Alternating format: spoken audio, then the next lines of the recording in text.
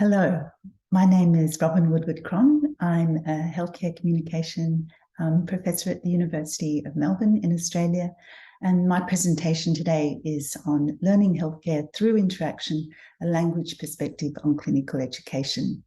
I'm delighted to present my work today at this 20th iteration of the COMET conference, and I'd like to sincerely thank Srikant and Bernadette and her team in Hong Kong for the invitation. So before beginning, I would like to acknowledge country. I pay my respects to the traditional custodians of the land, the Wurundjeri people of the Kulin Nation, upon whose ancestral lands the University of Melbourne stands. I pay respects to their elders, both past and present, acknowledging them as the traditional custodians of knowledge, including knowledge about the connections between the health of country and of its people. I also want to acknowledge the many collaborations that have contributed to the work I'm talking about today, mostly in Australia and the University of Melbourne, in the domains of clinical education as well as healthcare communication, and the student work and funding that has contributed. So there are two really key areas of ideas that I would like to present today. The first is on this concept of learning healthcare through interaction. So if we think about healthcare communication in curricula, in health professions curricula, it's mostly visible as structured formal learning in which students learn through didactic teaching and simulated experiential learning. Clinical education emerges students interactively in the discursive practices of healthcare while they actually are doing clinical work. The work-integrated learning aspects of clinical education, I'm going to argue, could be better mapped and also better evidence. What's the evidence of learning in practice-based healthcare communication curricula? And then in terms of significance of these approaches, clinical education has potential to bring bi-directional benefits, both to the students for learning and also for the healthcare workplaces by value adding. Healthcare communication formal curricula tend to be limited in scope in terms of what and how discursive practices of healthcare are represented. So the main focus tends to be on the clinician student-patient dyad, in-person interactions. The participants that we see in teaching materials are mostly culturally homogeneous, uninformed by communication and information technologies of the 21st century. So there seems to be a disconnect between formal learning and the super diversity of clinical environments, which can make for challenging transitions from student to clinicians. In terms of theory, social learning theories can assist with conceptualizing, mapping, and harnessing the potential of clinical environments for learning how to learn healthcare communication in contexts where teaching is not overt but experiential, and when learning is integrated into immersive and often unpredictable clinical work. Just to note to say, I'm using health professions education. This is a term, it's a collective term for medical education, nursing education, dental education, dentistry, and allied health. But my focus will be mostly medical education. Another key idea is really drilling down into the language dimension of healthcare communication. And I'll be looking at the relationship between language, context, and text.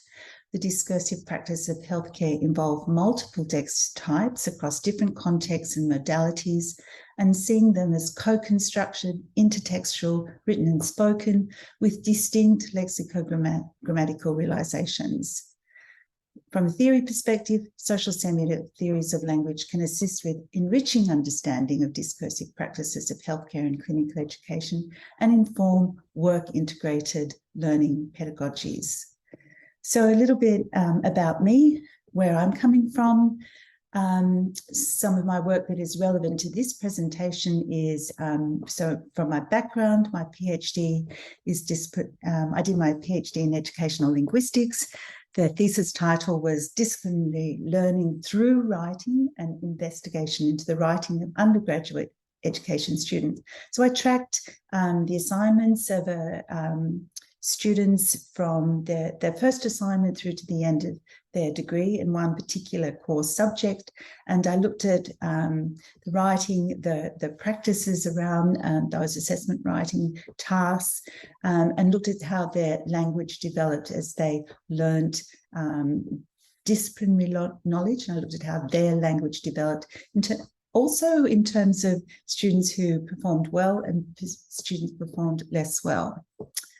I'm a qualified teacher. I have a master's in teaching English to speakers of other languages.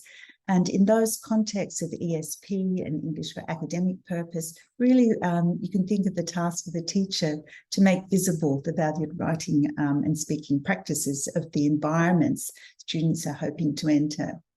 I first came to the University of Melbourne in 2004, a long time ago now, and I've been the coordinator of the Faculty of Medicine, Dentistry and Health Sciences International Student Support Program. Again, working with international students to think about their languaging practices for learning medicine and other allied health professions.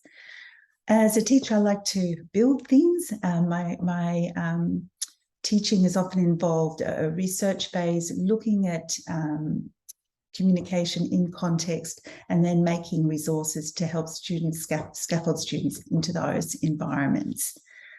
So I also need to say something about my values, and as a teacher, as a researcher, as an academic. These three images are from Elaine in Vienna outside of a primary school. And so the first one says, denkt auch an andere, think of others.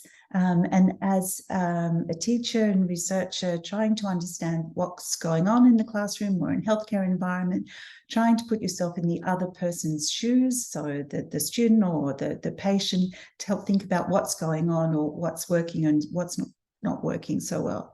The next one is obvious. Reden ist wichtig. Talking is important. Not what we say, also how we say it, and engage with each other and reflecting on that. The third one is more about methods. Gemeinsam sind wir stark, together we are strong. So often a rhetorical move in research is to set up the gap, and also the gap methodologically, perhaps showing the criticisms of those areas, and then presenting why you're going to do things in a particular way. I'd rather come at this from building on existing work. So together we are strong. And I'm in good company. Tim Dornan, medical educator, published a Perspectives piece about different approaches to discourse analysis. And you can tell from the first line in this article, it's rather fun. It's also very sensible. And Tim ends by saying, we could learn a lot by talking with one another, but please don't use discourse to construct the research approach I've described as superior or inferior to other approaches, but more, it's together we are strong. So what is clinical education? This is a learning environment in hospitals where students are conducting clinical work while learning. So clinical education, or more broadly, work-integrated learning, is where students learn through experiences in education and practice settings. Clinical education is meant to foster the integration of theory to practice for effective professional practice, patient safety, and for students to be work-ready graduates.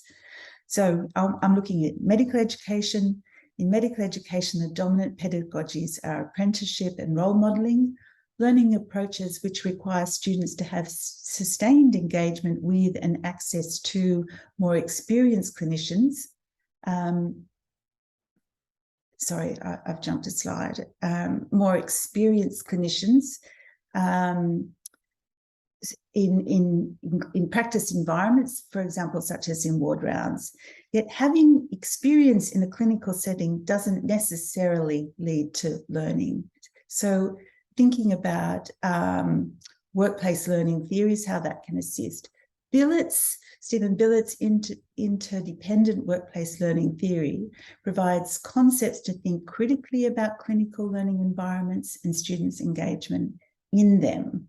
Central to this theory are workplace activities and interactions, which can foster the necessary experiences for learners to develop workforce capacity, so to contribute to work, and as well as optimize their learning. So these two things should go together.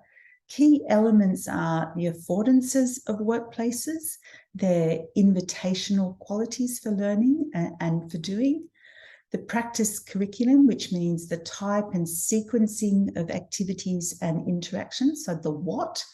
Practice pedagogies are really the how of teaching, the guidance through activities and interactions to assist learning. And then lastly, the individual's epistemologies of the learner, what learners know, where they're at in their stage of their learning, what they value and what they do and can do. So to put some flesh around that theory for you, so just to make it a little bit more understandable about what those elements are, if we think about the emergency department's setting, this image is from a project with the team at the University of Technology in Sydney from a number of years ago about emergency communication. And the fellow you can see in the photo is I should say, this project had access to authentic transcripts and research about the patient's journey from triage in the ED to disposition. And this image shows the observation phase of a young man who's a pest controller.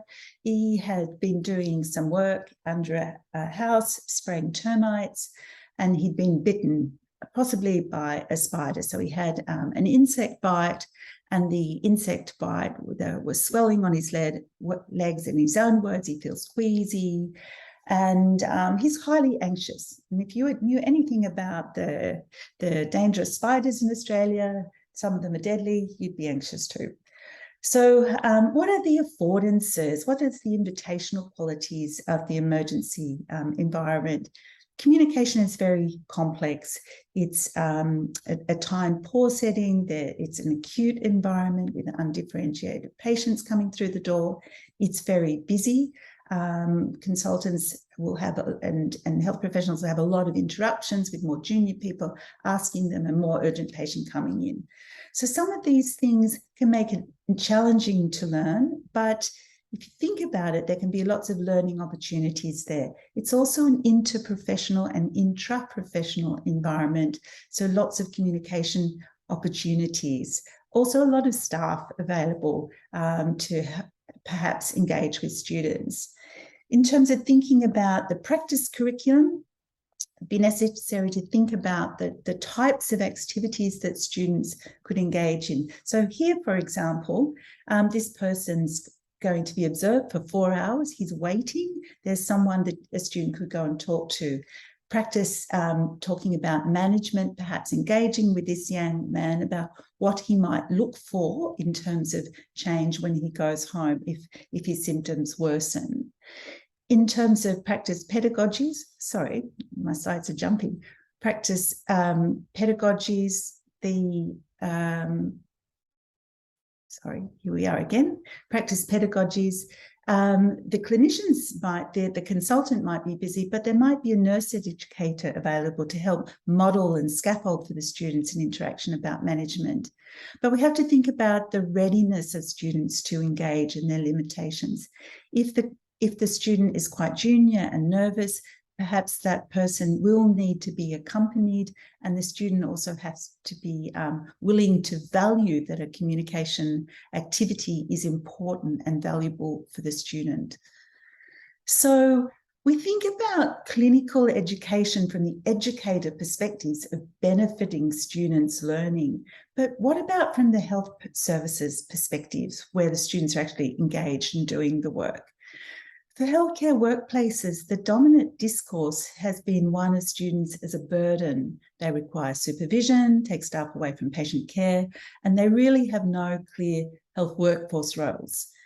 Pre-COVID, and I note that I'm at slide number 12, it's the first time I've mentioned COVID, there was very little research on clinical placements from the health workforce perspective, apart, let's say, from evidence of declining burden as students progress throughout their course and become more work ready. But particularly post-COVID, there's growing attention in curriculum design to the potential bi-directional benefits of clinical placements for healthcare workplaces, and also benefits for students' learning. And this is referred to the value-added medical education, not just medical education, of course, and it refers to authentic experiential workplace learning that adds value and capacity to healthcare workplaces through learning activities that can contribute to patient care and maximise individuals' students' potential.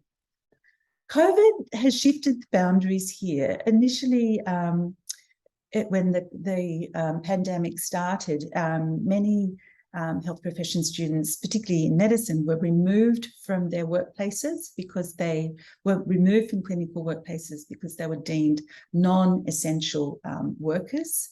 And this was really to limit the spread of infection to students, patients, and staff, and to limit the burden on healthcare workplaces. So because students didn't have a designated formal role, they were deemed non-essential workers. But despite this non-essential status, councils of medical deans in Australia and elsewhere have emphasised that really students are the future workforce, so they must be involved in learning through this time. And people have been very creative about ensuring practice-based, also using simulation to provide that necessary education. And there's been an enormous amount of literature emerging describing how students have contributed to the pandemic workforce in paid roles, in voluntary roles, and in curriculum capacities. In terms of communication activities, a really noticeable change has been the expansion of scope to not just clinical communication, but public health communication activities. So thinking about advice about risk management, for example, and public health messaging about COVID. So there is research emerging on the impact of these activities on students' learning, but not the long-term effect, and are these changes to curricula going to be sustainable and maintained, future-proofing medical education perhaps against future pandemics. So now I want to talk briefly about some projects that I've been involved in that look at evidence of these bi-directional benefits. And the context has been in medicine, nursing, and in general practice setting. And the research question driving this work has been, what are the benefits of clinical placements for learners, patients, healthcare services, and the wider community? And this work started with proof of concept, pilot study, if you like, in medical education led by Professor Liz Malloy, my colleague, and it was a pilot study at a hospital in Melbourne, funded by the Medical Deans of Australia and New Zealand. So that project was mixed methods with activity logs, interviews, focus groups, observations with range of stakeholders, including students, health services staff, patient advocates, and community representatives. And that's the report. The nursing study was much larger. It was a national project. Again, similar questions using the methods trialled in the first study, led by Professor Marie Gertz, also at the University in Melbourne. This has recently been published in 2022. The contribution of clinical placements of students' learning, and then finally a project with colleagues at the University of Tasmania that looked at these same questions in the general practice setting in medicine. So and I want to just focus on the communication benefits that have emerged, these bi-directional benefits. But a little bit about theory first. We used a community of practice theoretical lens, which influenced the design and our analysis. And that really is about, with increasing experiences, learners move away from peripheral forms of participation towards full involvement, where they take on and contribute to the community's values and practices. Now, a community of practice is not necessarily a homogeneous entity, and we've also informed this community of practice lens by flipping it and thinking about more recent work, which focuses on the actual practices and the intertextuality and the affordances of those communities to look more closely at what goes on. So in medicine, if we think about the results of the qualitative work relevant to communication, we did find evidence of the benefits associated with medical student clinical placements, which challenged this burden discourse of having students in clinical placements. So students helped with the workflow, and they also, another theme was heightening humanism. So in terms of helping with workflow, one clinical supervisor commented in an interview, I think it also helps with some of the clinical workload because it means we have somebody who can take histories, write some notes. So I think potentially, if you use them well, it can improve the efficiency of the clinic. So from the clinical supervisor perspective, it's helping them to do the work by having students take histories, where students might think, oh, they're just getting me to practice that. But it is actually helping doing the work. The heightening humanism aspect, these are from the observational part of the study. We had a small number of students that were followed for half a day. And this is a second year student. So second year in our context, the first year is preclinical, the next 3 years are in a clinical setting. So this is a beginner clinical student, if you like. Key themes to emerge were the student as a bridge between patient and consultant. And this was evidenced by seeing the student return to talk to the patient after the ward round. The student said, we don't always know how anything works, but sometimes we do have enough power to make students' day a little bit more comfortable.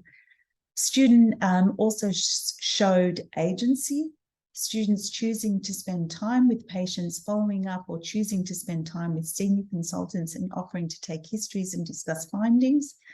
Student as an interpreter for the patient, interpreting information for them. So this student reported spending long, tortuous periods of standing and watching, followed by moments of connection and little victories. What about general practice? Also evidence of bi-directional benefits of learning and contributions. In terms of the learning gains, students, the theme was perceptions of their improved consultation and communication skills, learning about building rapport, time management, or consultation practices. So the students in this study were they were quite advanced students, and they were on their GP rotation. The student, one student reported that this rotation really opened my eyes to the importance of open-ended questions at the start. I realized that the person had been waiting in the waiting room for 15 to 30 minutes, pre-orchestrating what they were going to say. And then, so asking, tell me what's going on, the patient was able to narrate the concerns. Another observation or comment by student was having lots of that one-on-one patient time and practice being the patient's doctor and taking all the relevant information and formulating a management plan, putting that into place and practicing articulating that to the patient with my GP's input, having to modulate my practice. I gained a lot from that. And another one, students often describe themselves again as this metaphor of the bridge between patient and doctor in terms of power differential, medical knowledge, and generational differences. And a student commented, I found that younger patients particularly liked having a younger clinician to talk to about what was going on with their bits, rather than someone who looked like their mum or dad. So for those of you who are not native speakers of English, the bits here refer to sexual organs, and they, clearly didn't want to talk to someone that looked like their parents. So to think about clinical communication, teaching and learning, I just want to reflect on what we do teach as the formal curriculum in healthcare communication. So just to reflect on a moment about that teaching. Due to the work of pioneers in the field from a number of continents and their leadership, there is a core curriculum, a required core curriculum for accreditation in medicine. There are consensus statements on curriculum content that can advise on core tasks, specific domains, and media. So this material is available for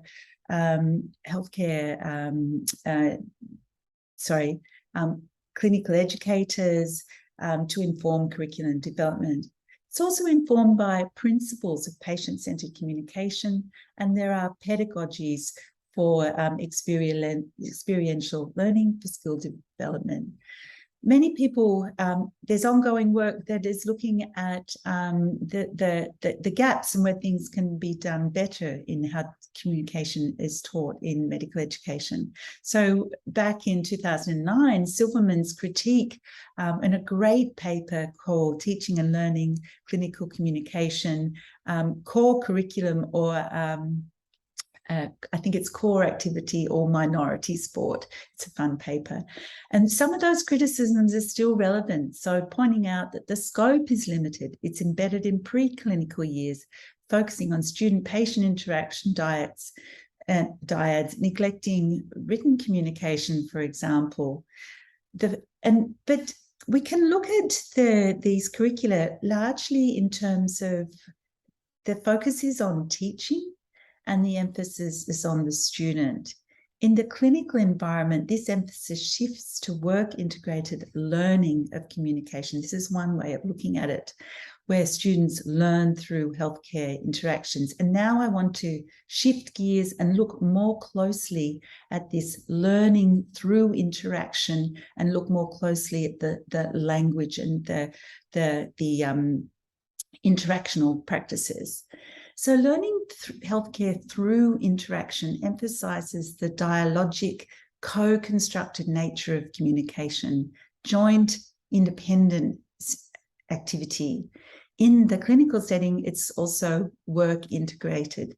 Now, this sense of through interaction is really about co-construction, doing healthcare through language, co-constructing learning through talk and writing, through interactions with more senior clinicians, patients, as well as other contexts.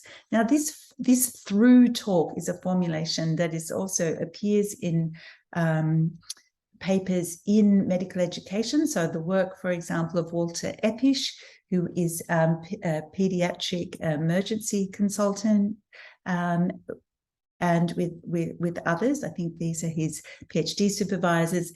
He's done some great work with interview data where junior doctors reflect on how they've learned communication through talk. It's a great piece of work. My PhD supervisor, Bev Deravianka, has worked in the primary school context and has written for a long time about learning through interaction. Another person, Lorelei Lingard, and others have, again, in the medical education setting, talking the talk, school and workplace genre tensions in clerkship case presentations. And again, another example is from childhood language development. Some terminology to touch on is, I'll be talking about discourse and discursive practices, patterns of language use in context. Knowledge about discursive practices can be tacit. A discourse community, participants, text and knowledge building, sharing practices. These discourse communities are not always homogeneous. Think about Tim Dorner's comment about discourse. The apprenticeship metaphor, where participants scaffolds learning through feedback while the learner observes and engages and models the practice. And then I want to talk about genres. Genres, and the way I think about genres or text types is following the work of Martin and colleagues, as genres as a staged, goal-oriented social process, communication activity, patterns of text that have predictable beginnings, middles, and ends, very much influenced and embedded in their context of situation and the context of culture. So more about that. So for my own PhD work in this longitudinal study of students' writing, I wrote a paper about a dialogic approach in writing. And so this is just to think about how you can model this interactional aspect in writing, and I looked at feedback, how teacher or assessor feedback on students' assignments socialise students to the discursive practices of the discipline.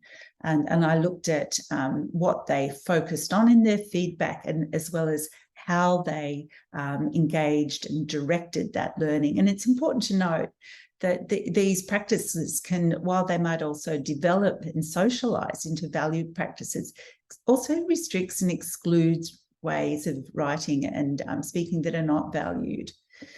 So thinking about genre as text types, let's think for a moment about the types of texts that a student transitioning from being a student going into a clinical environment will engage in.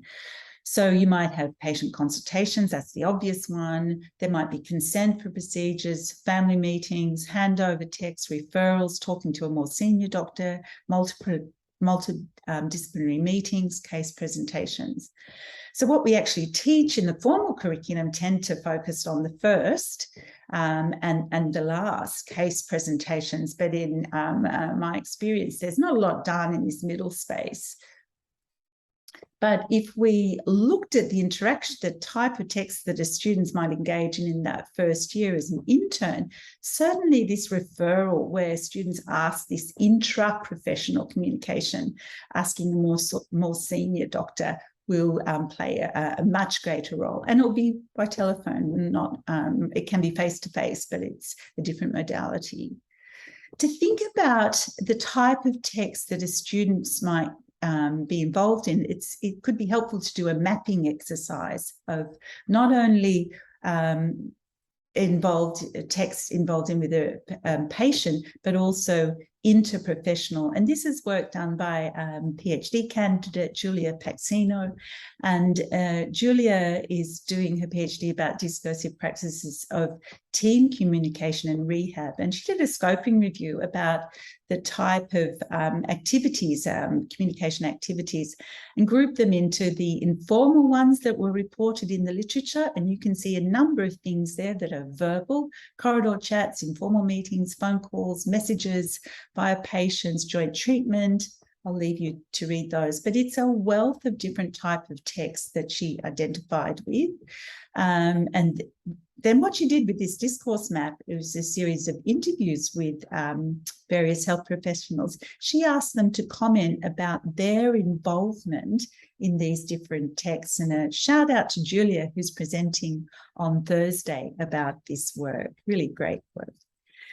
So to think about, okay, we're not only mapping these types of texts or the genres that occur in healthcare practices and our different settings, but to think about how those texts relate to the different contexts and to the language that is used as part of those texts, and how these language choices will depend on the context. So this model of genre, register and language is by Martin and Rose.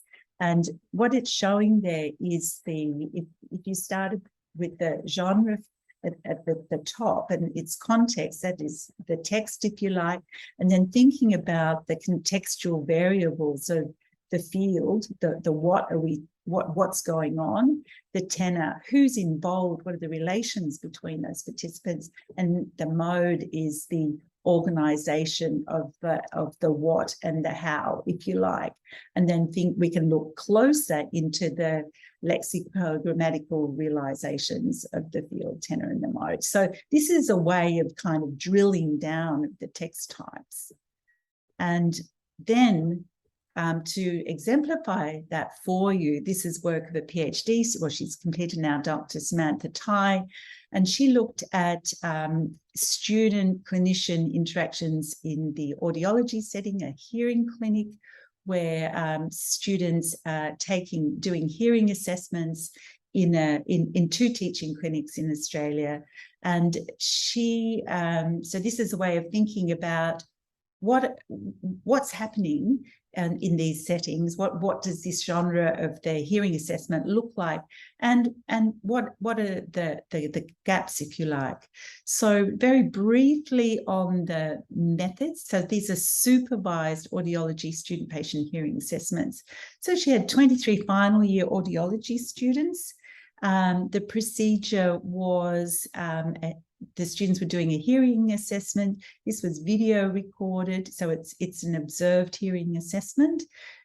During the students' university clinical placements, importantly to note, these were 2 university clinical practices, so they clearly had a teaching role, a little bit more time, and this was expected, this modelling. And in terms of her data analysis, she used genre analysis as well as the 6 functional model of medical communication by De Hazen and Bensing. So just to look at the results now for a minute of the genre analysis, she identified the stages in the hearing assessment of taking a history. Then the next major stage was providing a diagnosis and initiating the management plans. So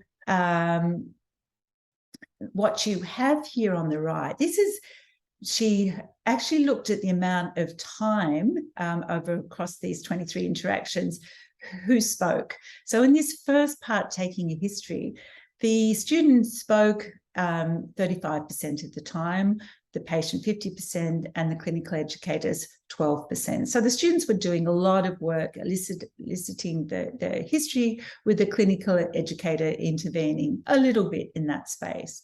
But then what happens in providing a diagnosis and initiating management plans? Very interestingly, the student's still talking about the same amount, the patient less, as you would imagine. This is a phase where there's more negotiation going on. It's quite good to see that the patient's talking quite a lot and not just being spoken to or at. But the clinical educator, this really shifts, moves up to 41%. And what was going on here is that sorry, my slides are jumping. The clinical educators are intervening in this phase, and they're actually taking over. So they're repairing some of the things that the students are saying about diagnosis and management, but then they're not handing back to the students. They're continuing this interaction.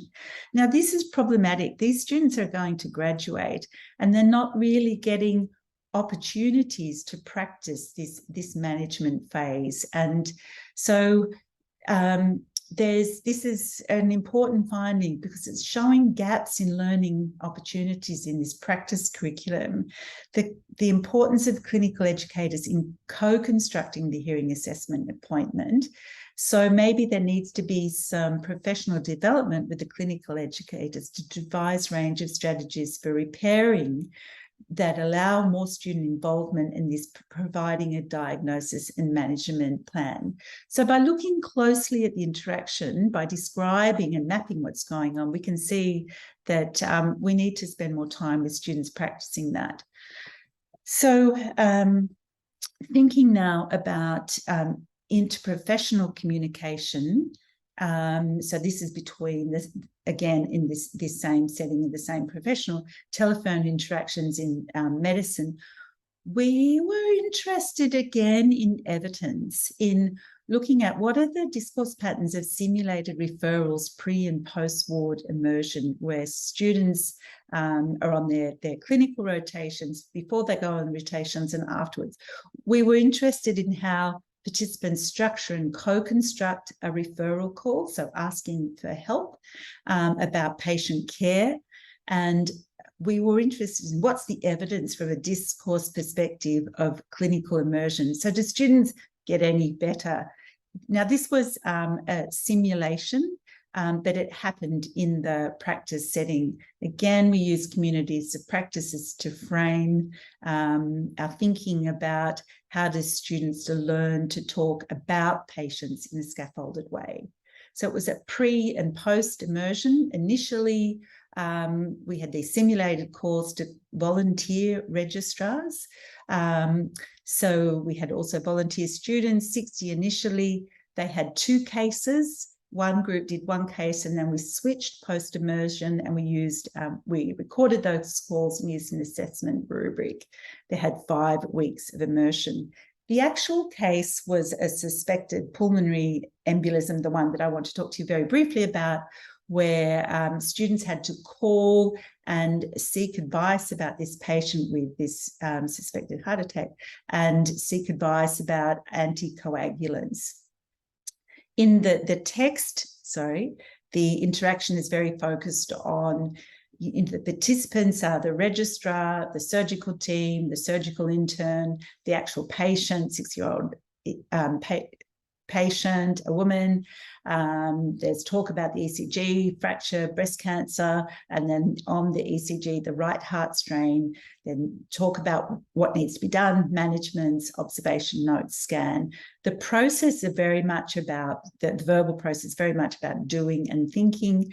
And looking at the language choice, it's a lot of information about the circumstantial information. So on admission, looking at the CG in the left field and the right field. So there's a lot of detail.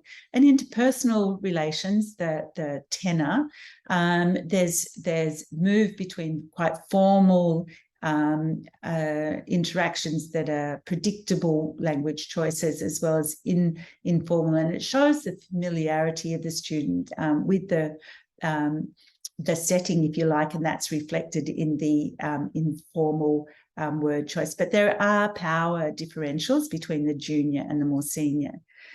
So, sorry, this is rather a complicated slide. We identified through earlier work about telephone communication 9 stages of these more junior doctors getting information from a more senior doctor. So this is very much in the ISBA, the communication protocol, where the speaker identifies him or herself and the patient, then the description of the current clinical situation, stating the purpose of the call, what is needed. Then there'll be this information gathering or checking, responding phase, and that's more dialogic rather than monologic, doctor and the student. Then there's a stage of what's the hypothesis, what's going on, and the request, negotiating the management plan, and then statement of intent, what's going to happen, and the closing. Now, pre-immersion, these are general patterns that emerge. So very much monologic, with the students, often you could hear them reading from the patient notes, long chunks of information, very, very few pauses. And then, but post-immersion, much more co-constructed. There was more brief pauses with, and also back channeling with the doctor going, keep talking, so that that information could be taken on board. In terms of this stage of gathering and checking and querying, there were many long pauses with some elaboration, where really the students just waiting for the doctor to say, tell me what to do.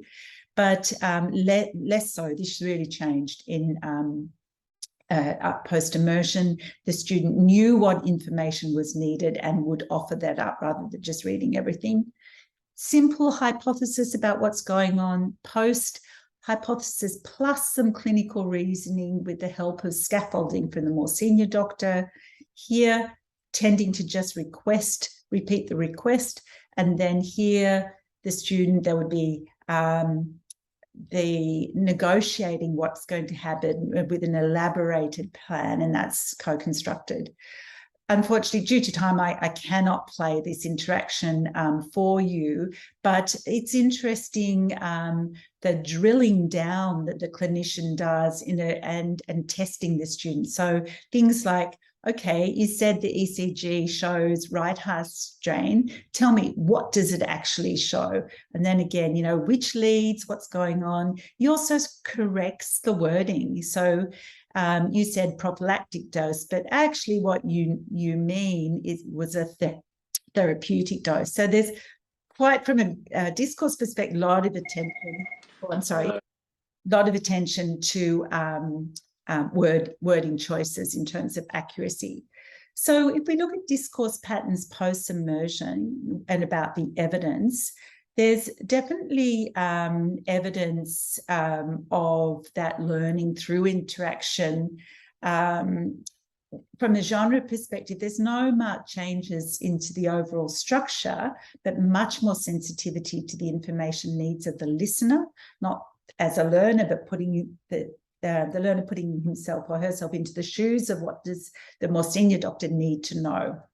Greater fluency between terms. In terms of the field aspect, register greater specificity when providing relevant information, also evaluative in interpreting what the student thinks is going on, and greater initiation. So the student's actually driving the discourse that's supported through this scaffolding. And the interpersonal relations, more abbreviations, using discursive practices and adopting the language of that context, the communities of practice, reflecting shared contextual knowledge, more awareness of team care, evidence of reduced interpersonal distance. So at the end, the guy says, "Thanks, mate." A bit of Australian flavour for you.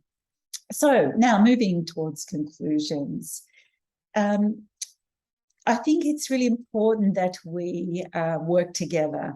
We bring our language and communication expertise and work closely with health professionals, and because together we are stronger. I propose genre theory as an accessible approach for clinician educators to examine learner health professions, clinical interactions. It can also enhance social learning theories from education. However, language analysis of the contextual register variables of field, tenor, and mode, using the wording I've just used in the previous slide, is a challenge for detailed systematic analysis. So it's really about thinking about what works from an interdisciplinary perspective that has educational applications. It's also important to acknowledge that learner genres and their assessment variants display differences to actual professional genres. And it's useful to look at the work of Delacroix and Skelton about OSCEs and their inauthenticity, if you like, and that interaction I've just shown you about medical referral calls. An ED physician said to me, "I've never had a phone call like that. It's much quicker," because it was in a learner setting. So I think curiosity in health professions education about discourse and discourse analysis and its potential to inform learning and teaching is really important and valuable, but there can be potential pitfalls due to different interpretations and approaches. So I've focused very much on one area of medical education or health professions education related to clinical communication, and to think about fostering language and health professions collaborations. We can think about other areas of the curriculum. So, for example, we can think about transitions between student and the clinical domain. We can think about assessment practices. I've not talked at all about intercultural dimensions, so that's more about the context and particular issues, if you like. And also teaching practices that are interventions. And a number of people have written about discourse analysis. Well, of course, clearly this whole conference is about that in health professions education. And these are two papers that are published in medical health professions education settings. And this one looks at Rintero's work, and colleague has looked at different if you like, theoretical approaches and what they contribute, and mine in an Australian New Zealand journal. So let's just go back to those key points at the beginning. My key ideas: learning healthcare through interaction. Clinical education emerges students interactively in the discourse practice of healthcare while they do clinical work. The work integrated learning aspects of healthcare communication could be better mapped and evidenced in practice-based healthcare communication curricula. I guess that's our work of this conference. Clinical education has potential to bring bi-directional benefits for learning and for health services and patients, and that's the significance of doing this work. Of course, there are limitations to these approaches, and to my talk today, I've focused very much on the Australian clinical education setting. It might be quite different in your practices, and I'm sure you also have experiences that you can share about those learnings. I've focused on the bi-directional benefits, not the burden aspects, but we also had plenty of the evidence of that in our data in those 3 studies. I've not talked about activity theory as promised in my abstract, but again, my shout out to Julia for her presentation on Thursday. And I've not sufficiently acknowledged the work of other discourse analysts in medical and health professions education. So remembering at the start, I said, together we are strong. And I've provided all my references for you. And thank you very much for your attention and listening to my talk. And I look forward to your questions and comments in the Q&A on Wednesday. Thank you very much, and enjoy your days.